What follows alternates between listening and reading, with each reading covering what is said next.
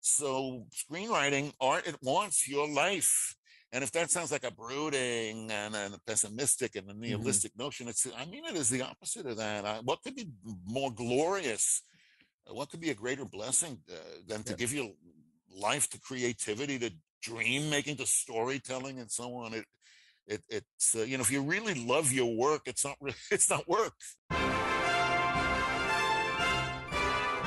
Welcome to the Ministry of Motion Pictures podcast, where only the foolhardy and headstrong dare to venture. For within these humble halls you may find your heart stirred to join the ranks of a Christian film movement, to storm the world with God-glorifying media.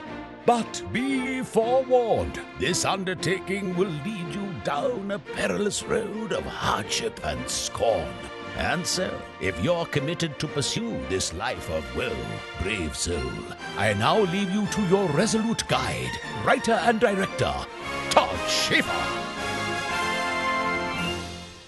My guest today is the legendary screenwriting instructor from the UCLA Screenwriting Program, Richard Walter.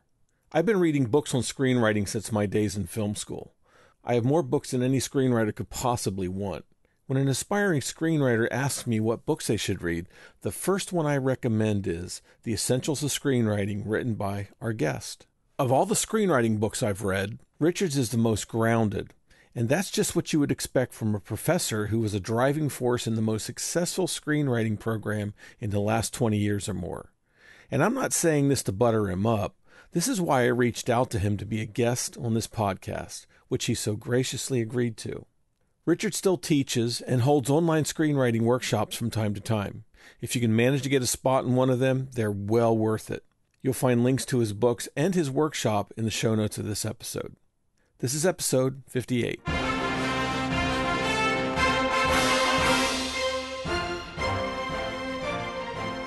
are you? Good. I'm ready to rock and roll whenever you're ready. Fantastic. I'm so grateful to have you here. Well, I'm delighted. Thanks for having me. I'm delighted to join. Yeah. Are you still teaching at UCLA? Not at UCLA. I retired about 5 years ago. Okay. And you're doing your own workshop. I am doing I am teaching online. I've just finished last week my fourth offering, I think, of a limited enrollment, interactive, alive in real time screenwriting webinar that I do. And great. The University of California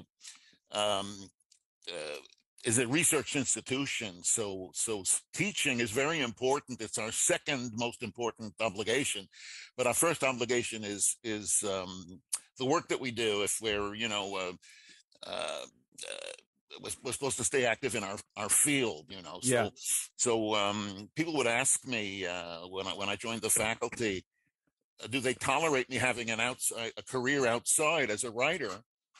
And my answer to that was no. They don't merely. Excuse me, I'm just trying to take off my shirt. No problem. They don't merely tolerate it. They require that. That's your first obligation.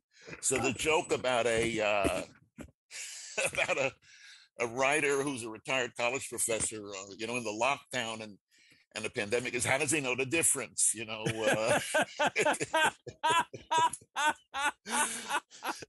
So I am pleased to say, I have done enough in my life that I'm allowed to just sit around and do nothing, But in fact, I am quite busy. I'm writing, I'm podcasting, I'm blog posting. I'm continuing my side hustles as a script doctor, a screenplay analyst, and also I am a longtime court-authorized expert in intellectual property issues, especially copyright infringement, plagiarism, and I testify over the years in dozens and dozens of cases, litigation involved, sometimes for defendants and sometimes for plaintiffs. In litigation involving, those issues, infringement, plagiarism, even trademark. And I don't mind telling you, there's few experiences that mellow the spirit better than meeting with a bunch of lawyers and having them pay you money.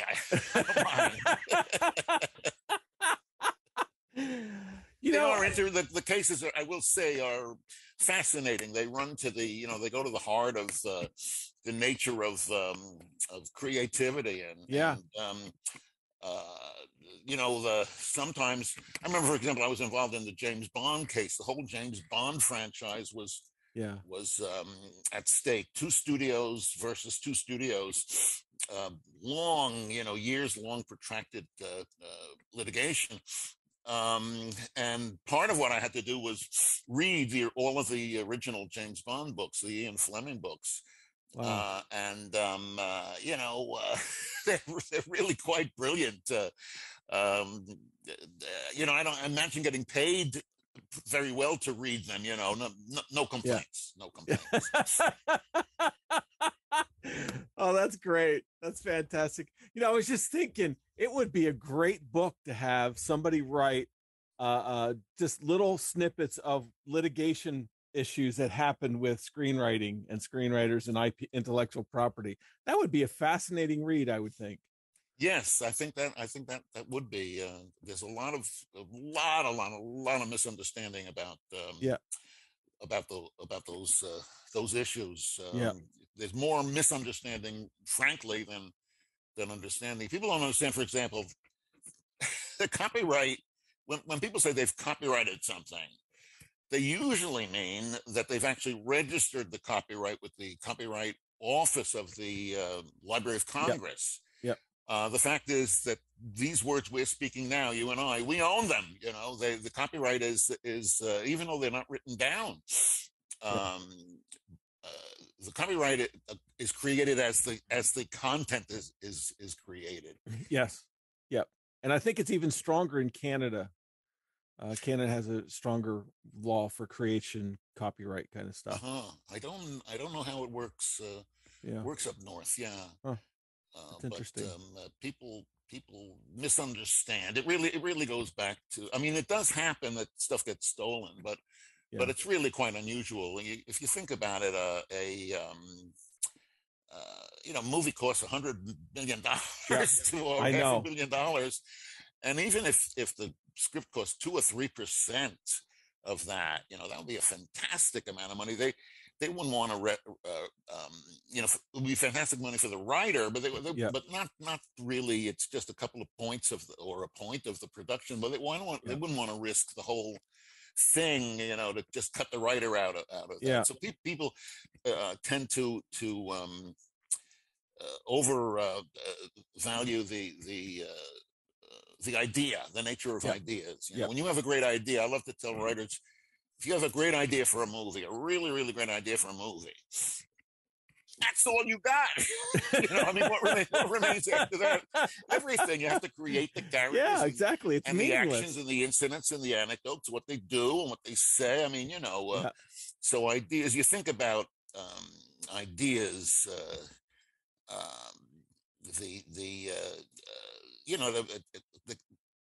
Talk about great ideas.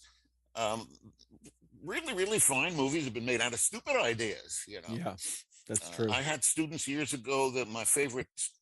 I was privileged as a teacher at UCLA to be working with really, really good students, good writers, who would go on to sensational success. And a bunch of them, 11 of them got credits on, who studied screenwriting in that program over the years, got credits on Steven Spielberg movies. I'm talking about on-screen, shared or solo writing credit. So people were hugely successful, came through that program. It is good to work with artists, if you work with artists of limited ability and limited talent, that's okay. People are reaching and stretching and trying to be human and creative, and they're taking the risk, and that's got to be affirming and expansive for the instructor, the mentor, the teacher. But more better, if you're working with artists, to work with the best artists, and that's what we had at UCLA. And I will tell you, my favorite a movie that ever came out among students from that program is called, it was about 25 years ago, Stand and Deliver.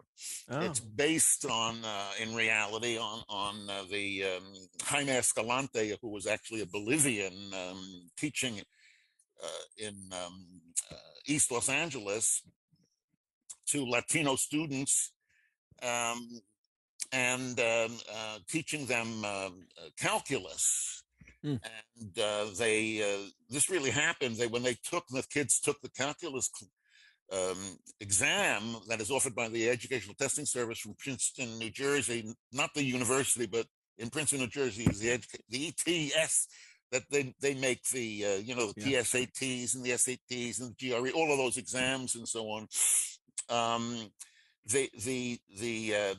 When these kids take that test and they pass it, the people back in Princeton say, no, these Latino kids, they couldn't have learned calculus. They're just not smart enough. They must have cheated. I mean, here you can see the bigotry, that they're dishonest and they're stupid, And they made them take the test again. I mean, this really happened. They sent out proctors from Princeton, New Jersey, and they separated the kids on the weekend in different classrooms in an otherwise empty building, empty schoolhouse, and each student had an individual proctor sitting there to make sure that she couldn't cheat, And guess what happened? The kids passed the calculus again, and they showed that they really could learn it. And that's what the movie is about. So the producer of the movie, it was co-written by Tom Muska and Ramon Menendez, two UCLA students. It was also edited by a UCLA editor who's now a professor of editing in the film school, the cinematographer, and other people in the movie. But Ramon Menendez and Tom Muska co-wrote the movie. Ramon directed the movie, and Tom produced it. And Tom was from New Jersey. He talked like this. I remember him saying to me, imagine me pitching this town to this picture to the town. The climax is these kids take a math test twice. Yeah, I mean, it just sounds ridiculous, Yeah. And it is ridiculous all by itself. But the point is, it's the value in movies is not in ideas, but in stories. That's right. And the story is the execution part, and that's the hardest part. Right. Well, I mean, tell the idea of Jaws. You can tell in a few minutes, in 15 or 20 seconds, you could say what Jaws is all about. And but if you tell the story of Jaws, it's going to take you as long as Jaws. Yeah. This happens, that happens, this happens, that happens. So what has value? Something that takes 20 seconds, or something that takes a couple of hours, and that takes like months and years even to produce those couple of hours. And 2 hours is too long. I'd say 100 minutes is just about right. Right. There seems to be a plague of everything being too long, worse than ever. Oh, really? You think so? Seems that way to me. Yeah. I think it has to do, to some extent, well, just generally, people don't end. I like to ask writers, how short, what should the length of a movie be? Multiple choice. 3 choices: A, B, C. A, too long; B, too short; C, just exactly the right length. And the answer is B, too short. There's no such thing as, I mean, this is a faith-based operation that we would not only God is perfect, her universe, we're imperfect, we're all wretched sinners, we're never going to get it just right. So what you should do is get it a little too short. You should be dissatisfied when the movie's over. If you go on a vacation and you're ready to come home, then you were there too long. You should be reluctant to come home. When you get to the end of a book, if it's a really engaging, good read, you should be sorry that book is over. It should be too short. That's so people really do need to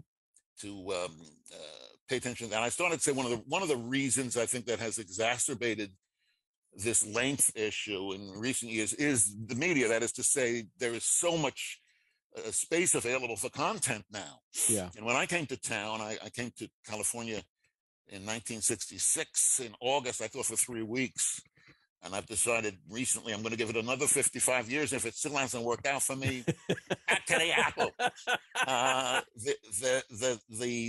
The fact is that back then there were 3 television networks and 7 movie studios. Now there's 100, 200 television I networks, know. and the studios don't mean what they meant, and there's so much, there's just so much room for production. It used to be if somebody like a producer like Aaron Spelling, or today be Shonda Rhimes, or somebody like, would go to a network in the old days, and they'd say, here's my idea for this series, here's my plan for this series, and we want 39 weeks, and the network might say, we'll give you 13, or we'll give you 26, and you'd fight over that. Now it's the reverse. They'll come in and say, look, I got 8 episodes that make, a limited series. They say, no, we want 15 episodes, we need more content. And so they stretch the stuff out. Yeah. And it just gets less and less interesting. I was recently commenting on Game of Thrones. Now, I haven't seen Game of Thrones, but I saw the beginning of it. And I didn't get engaged by it. I must tell you, I have friends whom I love and respect who were hypnotized by it. I'm not faulting the series, but it just didn't do it for me. But even those fans of the series said, how come they were asking me, this is why I was commenting on it. Why did it fall apart at the end? And sign unseen, I can tell you what is likely the problem is it went on too long. They should have killed it a couple of seasons earlier. Yeah. Mad Men went on too long. Yeah. Breaking Bad knew when to end. The Sopranos knew when to end. One of my favorite series, going back to broadcast TV days, maybe in the 80s, my wife and I, one of our favorite shows was Saint Elsewhere. Yeah. It launched, it's about a Boston hospital, and it launched a lot of careers, including Denzel Washington. Yeah. And I hired one of the founders of that one of the creators of that show to work for a number of years at UCLA, and they could have gone on for, the network was happy to let them go on for a couple, but they said, no, we told our story. It's done. We want to. Not a lot of people have that kind of courage, right? Or that kind of wisdom. Again, you gotta. Comedian. I think the hardest thing, and the 2 hardest things in all of entertainment is singing and stand-up comedy. Yeah. It's funny, or it is. I mean, a singer, she's pitchy or not. Yeah. There's nothing more embarrassing than seeing a straight actor, by which I mean a non-musical performer, taking a musical turn and not being able to really pull it off. Yep. And likewise with comedy, it's funny or it isn't. And the thing about comedians, I always tell them is if you get, or any public speaker speak to any group about on any subject, if you feel like maybe you're near the point you should think about wrapping it up in it. No, stop it right then and there. As soon as it occurs to you, you people are wonderful. Thank you so much. And run for your life. It really is important to learn how to finish. Yeah, that's true. And it's hard to land that plane sometimes. Yeah. But once again, stop trying to find the right point. Get off too soon. Yeah, that's right. That's right. So you were teaching at UCLA for how many years now? I was there for over 40 years. Yeah. As I said, I came to California, I thought, for 3 weeks in the summer of '66, but I visited the USC Film School, visited UCLA as well. And across town, I visited the USC Film School, and I ended up, and I had a major moment in my life where I realized, why am I going back east? I should be here at USC. In those days, film school was a dead end in terms of getting into the profession. Mm-hmm. But it sure seemed like there was a lot of talent there and a lot of excitement. And indeed, since then, film school has become the number one way into the profession. Mm-hmm. My class, I think, was the first one of film students that actually went on to own Hollywood, except for one of my classmates, George Lucas, who owns Marin County. Yeah. I mean, there I was with nobody knew who any of us were, but there was George Lucas, and also many other prominent names, Bob Zemeckis and John Milius, and the cinematographer Caleb Deschanel, Walter Murch, world famous editor and astrophysicist, theoretical mathematician, amazing people. And I learned, I took a screenwriting class then, and I wrote a script. Interestingly, way ahead of its time. It now seems to me it was about a guy like me, a privileged white kid who was a social worker in Harlem, but had, thought that he was lifting up the downtrodden people, but really brought with him a kind of a missionary attitude, a sort of a hidden sense of superiority and supremacy, and so on. Very, very hot subject today. Now, I never read that script. I'm sorry, I never sold that script. But I was able to get top representation on staff at Universal. They still had staffs of writers there. I had my own office with my own with my name on the door and my own parking place with my name on it next to Paul Newman's parking place for some reason. He was shooting a movie there. So like I say, a lot of writers focus on the sale, and they don't understand that when the script doesn't sell, that's not the end. It's really just the beginning. I tell a story about a writer who was a student of mine in the 80s, and the hot movie at that time was Beverly Hills Cop. In my class, the class that I taught again and again and again, I taught it over 100 times over the 40 years. There were just 8 writers around the table. At UCLA, we were on 3 10-week academic quarters, so I would teach that 3 times a year. And the first class would meet once a week for 3 hours, myself and the 8 writers. Though I did meet individually with them at mid-quarter and review their work in progress. And then at the end, I also met with them individually, tutorially, one-on-one, to discuss their my notes, again, my reaction to the scripts that they wrote. There was no assigned reading, no tests. It was an 8-credit graduate course. The only requirement was a screenplay, but that's a big job in 10 weeks to come up with a professional quality feature-length screenplay. And I remember the first class each academic quarter, we would go around the table and everybody would talk briefly about what they wanted to, what the script was that they want to write, give kind of an overview. Yeah. And I remember saying to the class before we got started this particular time in the early 80s, saying that right now the hot script, everybody's looking for Beverly Hills Cop. The smartest thing to write now would be a cop buddy action melodrama. That's what the agents are looking for. That's what the studios are looking for. And that's why you should not write that. It'll be one of 600 that's out there. Don't be smart about your writing. Be stupid about it. Writing is pretty stupid. Imagine if you're walking down the street and somebody ran up to you, and a stranger and all wild-eyed and said to you, I had this dream. Excuse me, sir. I had this dream last night. I gotta tell you, man. Let's say you were so generous and so humane a person that you agreed to let this maniac walk you through the dream that he had the night before. And let's say you agree to do that, and he says, "Okay, but before we get started, I need to let you know this is going to take an hour and 40 minutes, and I need $15 right now." You'd figure crank up the lithium on this guy's drip, I mean, this is a seriously ill person, and yet that's what every writer is doing. We're asking you to listen to me, this dream that I had, and pay me, tens of thousands, hundreds of thousands, even millions of dollars for that. So stop being smart about it. Stop being sane about it.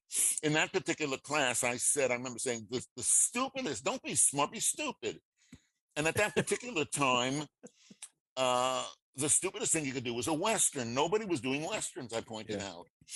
And if you wrote a Western, it would be the only Western out there. So one of the students in the class did that. He wrote a Western. I still, I can't remember my grandchildren's names. I don't know where I parked my car, but I could walk you through that script. It was that powerful, from 40 years ago. Yeah. It was called Paradise Gulch.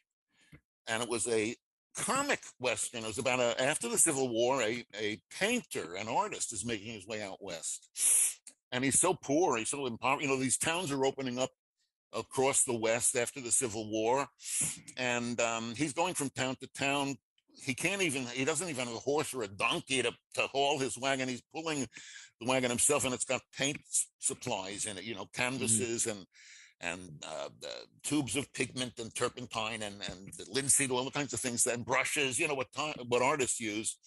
And as he gets to each town, there's a saloon that's just been built in each of these towns, and each town needs a naked lady over the bar. And he finds the saloon keeper, the owner of the saloon, and says, "Hey, I'll paint the naked lady over the bar. Give me a week. Put me up for a week. Provision me, resupply me, and so on." So when he gets to this one, and he's working his way from town to town out west, when he gets to Paradise Gulch, the mayor is a very prudish kind of a guy and doesn't think there should be a naked lady. And he's very disturbed by this particular naked lady because it looks like the mayor's wife, that right down to a freckle, in a particularly intimate place and so on. So it's a very funny Western. Now, I just told you about all of these these people became very famous that I went to film school with at USC. But, I went to my undergraduate years, I went to what they now call Binghamton University. Harper College is still they still keep the name of it. That is the undergraduate wing of what is Binghamton University. It's part of the State University of New York system. And my roommate, there were amazing famous people there. My own roommate was Andy Bergman. Andrew Bergman is a very well-known writer, producer. We're still pals to this day. He lives in New York, but he's here a lot. I'm in New York a lot. We're still very, very good pals. Andy, I have a letter. I was actually cleaning up my office yesterday. I came across a letter from Andy, and this was when he was getting his PhD in Madison, Wisconsin, in history. He said he was working up a notion for a movie, and he was going to call it Tex X, and it was about a 1968. This was like around 1968. It was a then contemporary, a black guy, a streetwise Harlem kind of a guy, 1968, but in 1868, making his way out west. There's a town that is so crime-ridden. He's a freed slave, this guy. And there's a town that is so desperate. The sheriff gets murdered, and they're looking for a new sheriff. Nobody wants to be the sheriff. They're so desperate that they're willing even to have a black sheriff. And this became Blazing Saddles. And it launched, it really made Mel Brooks's career. Mel had two very unsuccessful films prior to that, in terms of box office. But it really did establish Mel Brooks. And Andy went on to sensational fame. He wrote and directed and produced and so on. The Freshman, Honeymoon in Vegas, and on and on. Very, very, very successful writer. Anyway, he formed his own movie company way back then, his own production company. And when this script came in class, I got in touch with him. I said, you like funny Westerns, you should read this thing.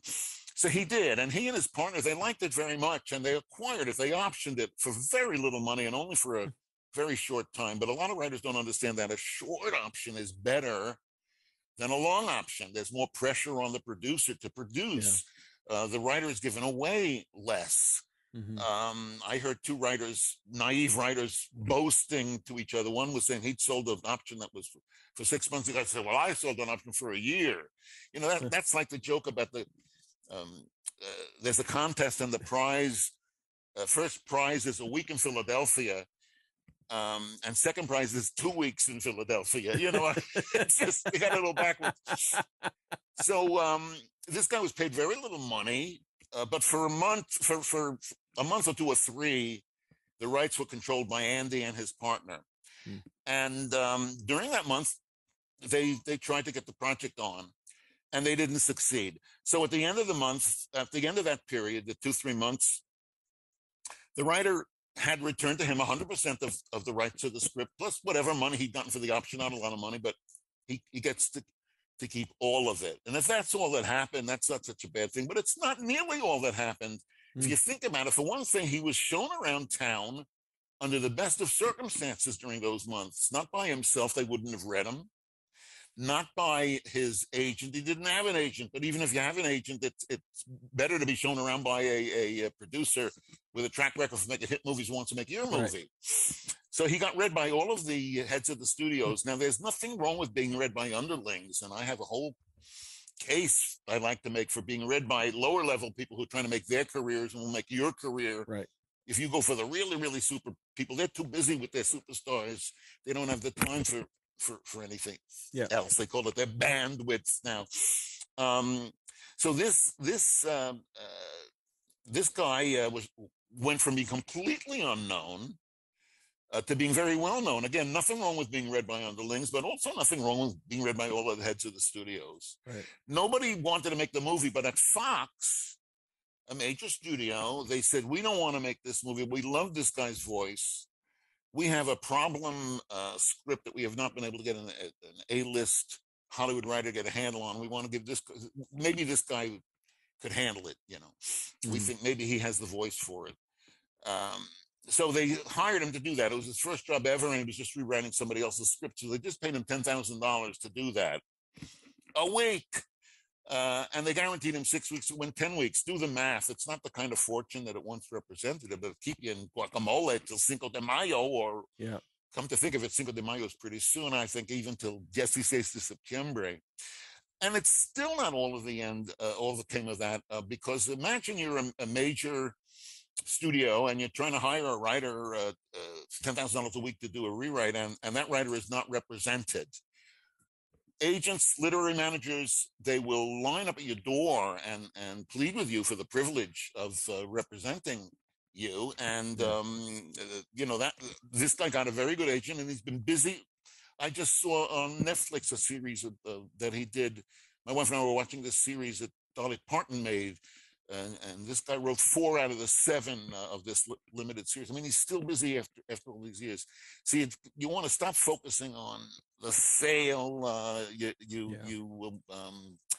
don't want to obsess about that. You got to stay busy and continue to create your inventory, which is the screenplays that you write. Yep, that's true. So for your program, a student who came in would be writing 3 scripts a year? Well, perhaps, yes. Everybody took that course. It was a 2-year program. Most people, about at least half the people, stayed a 3rd year. You had to take that course at least 3 times, so that was the minimum of screenplays. But many writers took it again and again and again, 4, 5, 6 times sometimes. At SC, where I went to school, the screenwriting program, the first year, this is not when I was there, but since then, you wrote a first draft of a script, and then in the second year, you revised that script. So at the end, you had a really ready to go script. Well, at UCLA, you'd have 2, 3 scripts to throw away. And every writer, you need to fumfer and blunder around and find your own way and find your own voice and so on. And I know, now that I'm elderly, I realize there are things that you can only recognize when you're old. You don't know what's going on while it's going on, only when you look back. But what defeats everybody is patience. Yeah, you need to be patient. Yeah. What is poets and artists and intellectuals, people like me and like people listening to this podcast. We're creative people. We want to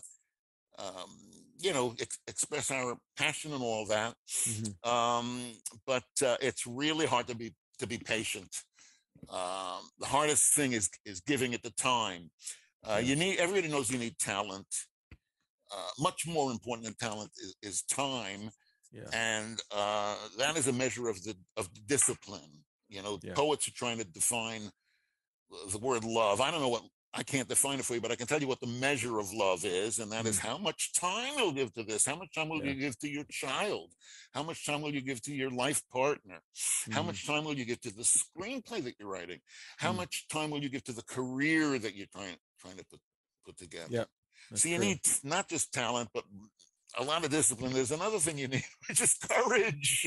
You got to be brave to do this, to stop people in the street and ask them to, metaphorically. You think you're going to traffic in your own imagination, swap your daydreams for dollars? That is a blessing, and what a blessing for me to have spent my life doing that and working with people who do that, creative people and living a creative life. That's worth putting in the time. Time is the measure of your life. So screenwriting, art, it wants your life.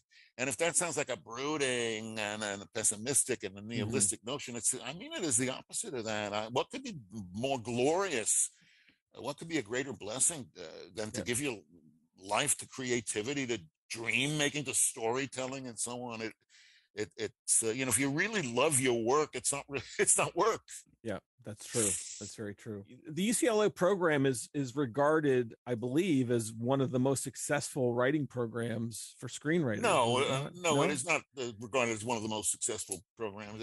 I think it's where I'm going with this. It's the most successful program. I mean, there are three obvious leading film schools: my alma mater, USC, UCLA, and in New York, NYU.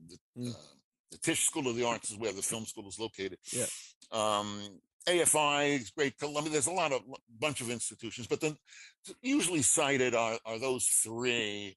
And in the New York Times and in the Times of London and in Los Angeles Times, and those are just the Timeses. Also in the Wall Street Journal and elsewhere, they do cite those institutions as the leading film schools and go on to say that UCLA is particularly strong in its writing program. So it's not just I who say that.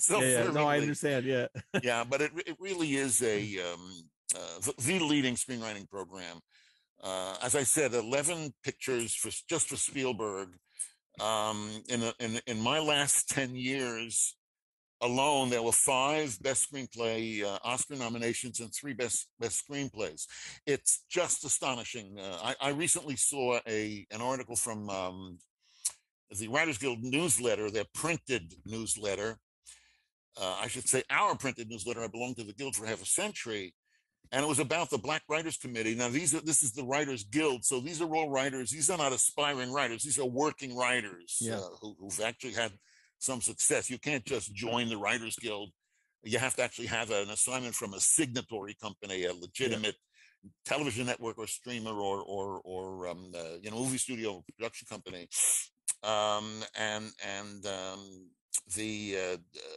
This article profiled about 18 members of the Black Writers Committee, and I was proud to see that most of them had gone to UCLA. And that among that group, most of them had taken my own class, and of course that's very nice if you believe in diversity, as I always have my whole life. But beyond that, it's also testimony to how much work there is. There's just more work available for writers now than ever before. It's never ever been this good for writers and for audiences. I mean, my bride and I, we're married 55 years. We're seeing series from Finland and Indonesia and Spain and all over the world. What's wrong with that? That's great. It also because of the decline in production costs. Somebody just sent me a movie that they made. They spent $10,000 to make this movie.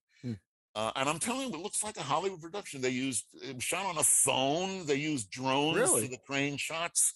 And I am here to tell you, with my feeble attention span, which I think is an asset, by the way, for writers, if you can concentrate really well, your audience may not be able to concentrate quite as well as you. It should be the other way around. Here I actually sat through the whole movie. Anybody can make a movie now. The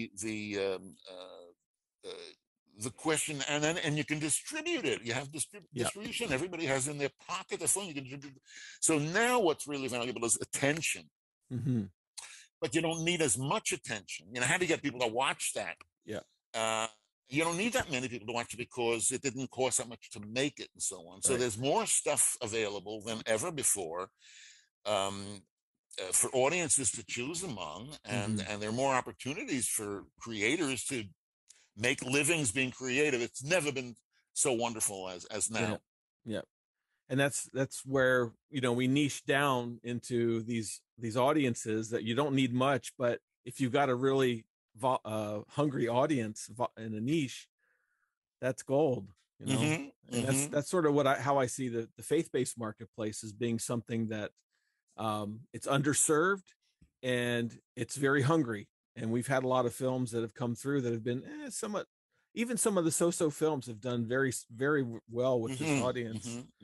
And well, what I would say to faith-based, people making faith-based movies, is that there are really only two kinds of movies.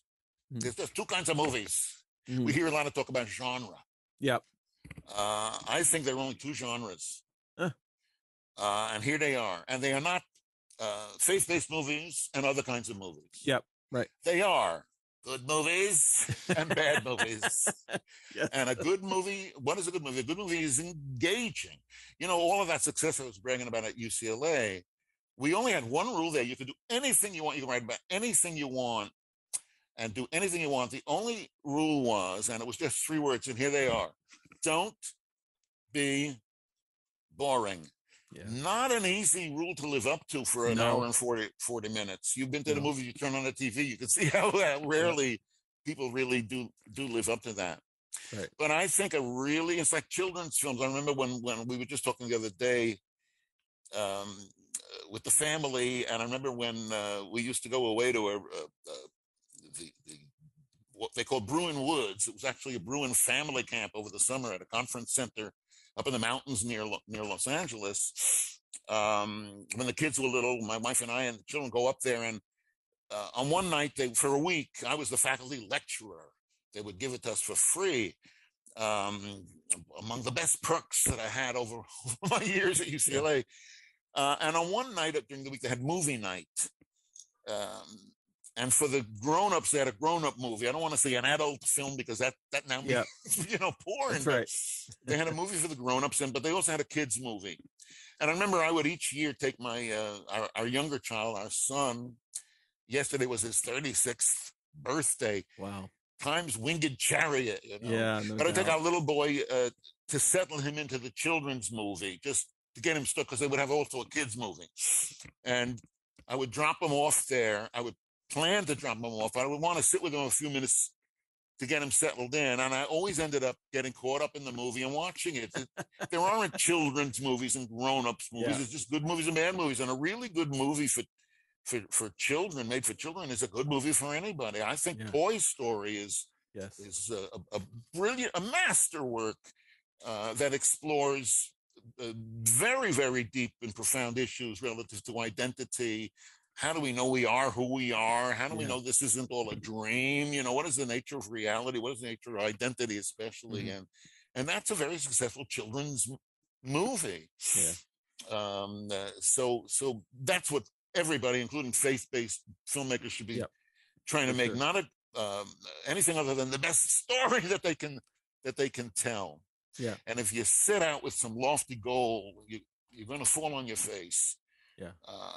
The goal should be to engage that audience. I can tell you something. When I got to UCLA, there was I'm talking about the mid and late 70s. There was, especially at universities, I think, a prejudice against popular films. If a film was popular, it was no good. Yeah. I remember I was once asked, Andy Warhol said everybody has 15 minutes of fame. I had 15 years where I was constantly appearing on these, I was a talking head on all of these political talk shows. I must have been on the O'Reilly Factor a dozen times. Wow. And I was kind of like the unofficial house lib at Fox News, Because how could you go on those shows? Well, I tangled with them all the time. I was standing up to them, and it was kind of fun, I must say. And I also kind of get along with people. You're actually in the room with somebody. It's what I call 98.6. Makes a big difference in the world. I remember I went to CBS flew me to New York years ago to appear on the Today Show, defending the Da Vinci Code And I was battling with a guy named Bill Donahue, who was the head of the Catholic League, who wanted the movie to be, who was complaining that the movie was inaccurate in terms of its Catholic theology and church history and so on. I remember saying, when I'm hungry and I have a hankering for a tuna sandwich, and it is my style to say things that make people wonder what's coming next. And by the way, writers, that's what you should be doing in your screenplay. That's right. If I'm hungry and I want a tuna sandwich, I don't go to the hardware store. In other words, you don't go to, if you want a religious sermon, if you want a history lesson, don't go to the movies. You're going to get bad history, bad theology, bad movie. Yeah. But I did become pals with Donahue. We met in the green room. We argued, on set. But we became pals. I see him when I go to New York from time to time. But in any event, as I say, on one occasion during my period of fame, when I was doing all of these shows, I got a call. It was actually in 1999, late in 99. And I got a call from a reporter. It must have been a slow news day, because he was calling film experts. He wanted to know what I thought was the best film of the 90s. Now, I'm not a film buff. I don't go to every movie, never have been. But I started thinking, let's see, what did I see in the 90s that I liked? I'm also notorious for hating most movies. And the fact is, most movies are pretty bad. Most art is pretty bad. You go to the Museum of Modern, the Metropolitan Museum of Art in New York City, my favorite museum. You will not see one painting there. You won't see one work of sculpture that's not timeless and eternal and that doesn't belong there. Yeah. And you could get the impression that that's the way painting and sculpture is, but movies seem to be uniquely bad. And what we don't realize is that for every painting at the Met, there's 8,000 stupid, useless, worthless amateur paintings. God bless the artists, the amateurs who tried to be creative. That's got to expand their lives and nourish them in a million ways. But movies are merely just as bad as other art. Yeah. It's always experimental. People in film schools, people say, "Well, that was an experimental movie." I mean, it was a boring movie. Every episode of Laverne and Shirley was an experiment. Will it work this way? This time. So I got called. What I think was the best movie in the 90s. So I'm thinking, what did I see that I liked? That's pretty hard. And then I thought of a few titles. But were those in the 90s or went at them in the 80s? And suddenly I had one of the greatest insights of my life, truly profound. It suddenly occurred to me that in this vast universe, and theoretical mathematicians and astrophysicists tell us this universe is just one of an infinite number of parallel universes. And in all of that vastness, there is not one single thing that is less important than what some film professor thinks is the best movie of the 90s. and I just decided to blurt out whatever came to mind. And I said, Terminator 2. Now, the reason I said Terminator 2 was there are multiple reasons for that. One is I just don't want to do what they expect me to do. And neither should you as a screenwriter expect what the people, people say all of these franchise movies, they're successful because they live up to the expectations audiences have for them. Well, I don't want my expectations. I want them exceeded. I want my life turned upside down, which is what the great works of art do. They change you forever. And when you look at them again, the classics, are they as good as they were the first time? No, they're even better. So Terminator 2, they're expecting me to say, to name some Bulgarian filmic tone poem, that has a freaky soundtrack and crazy images and so on. They don't expect me to mention a part of a chapter in a franchise, especially a big commercial franchise. But so that's one reason I said. But the other reason is I think Terminator 2 is a brilliant movie. It really goes a long way towards exploring the nature of the human condition, particularly the ability to feel, and at the end, Terminator Arnold becomes human. And how does he know that? It's because he suddenly can feel. Robots don't feel anything. Humans do. And when he's able to feel, what is he able to feel? Pain and sorrow and grief. He never knew that before. Yeah. And I think that somebody watching Terminator 2, just wanting to see a good movie, later on, even though they're not thinking about this when they have a crisis in their life, a crisis of faith, for example, and they're suffering pain and sorrow and disappointment. If they've seen Terminator 2, maybe it'll help them realize that what's happening to them is a result of their being human. If they believe that they're creatures of God, they have to believe that this is the way God created them. This is what they are. And so a movie like Terminator 2, you wouldn't think is a faith-based movie, but there's a really great faith message there. I remember in my book, Essentials of Screenwriting, I think I talk about in one of the books, maybe the most recent one, an episode of a show that was written by a student of mine, an episode of a TV show. She got out of the program and she started writing episodes for TV. And one was on a series where the protagonist in the series is catches up. This is just a half-hour sitcom, you understand? But the guy happens to make contact with an old friend of his from the neighborhood, and they agree to meet. When the guy shows up, the guy is clergy. You suddenly realize the guy is clergy, and he has his own crisis of faith. They start to talk about the old days, and the clergy says something about how he always felt he was stupid and so on, but through his Christian life, he was able to, find his way and fulfillment and all of that. But they start talking about what happened in the old neighborhood and a prank that was played on him, and it turned out it was this other guy that the prank was played on, who played the prank on him, and he ends up smacking the guy in the face. Sounds familiar? I'm thinking of Will Smith.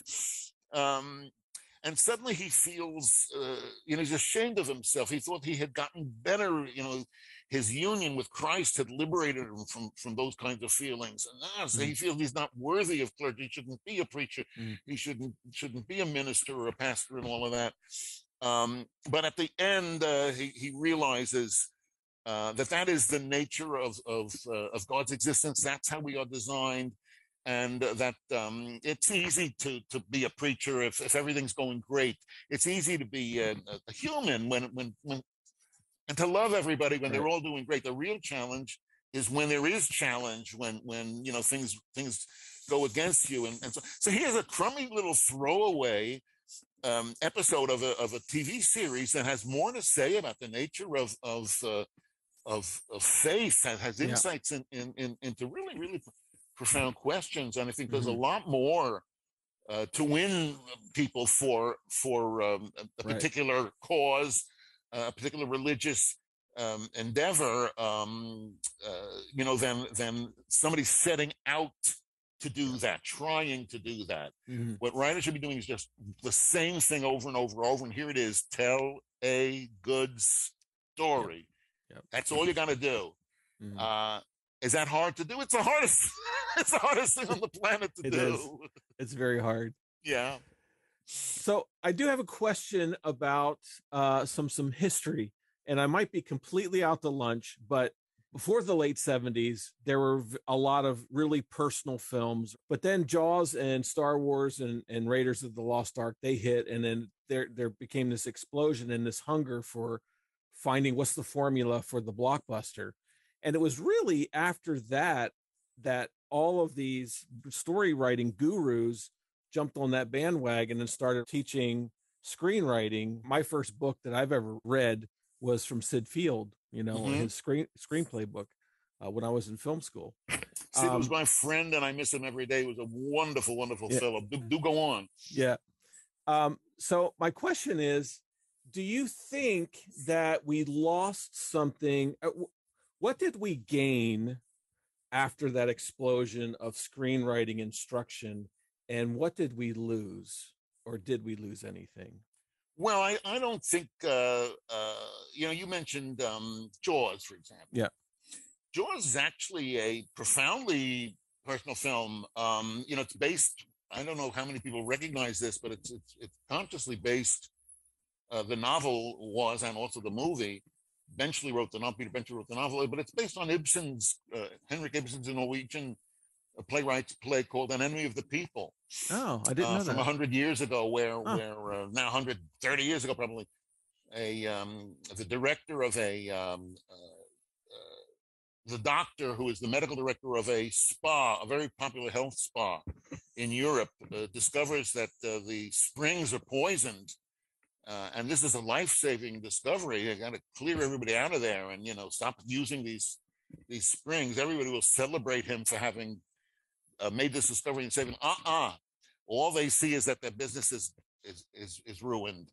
And Jaws, the sheriff, sees that there's, summer, the season is coming, and you better not swim here. There's sharks here. Thank God for the sheriff, right? God bless the sheriff. No, it's messing up our season. The point of Jaws is very religious, which is history. People hate a truth teller. Yeah, they hate a truth teller. Look at Christians.